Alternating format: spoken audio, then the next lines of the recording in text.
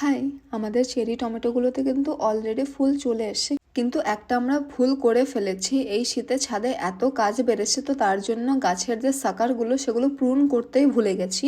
তোমরা সেম ভুল করো না। এবার প্রশ্ন হলো সাকার কি? তো সাকার হলো টমেটো গাছের যে মেইন স্টেম মানে মেইন শাখা হয়, আর ট্রুলিপ মানে মেইন যে পাতাগুলো হয় তার মিডিল থেকে একটা প্রশাখা বেরোয়। তো এই সাকারগুলো কন্টিনিউ হতে থাকলে গাছের কি প্রবলেম হবে? এক তো গাছ ওভারক্রাউডেড হয়ে যাবে, যার ফলে গাছে লাইট কম যাবে আর ফাঙ্গাল ইনফেকশন সেক্ষেত্রে হতে পারে।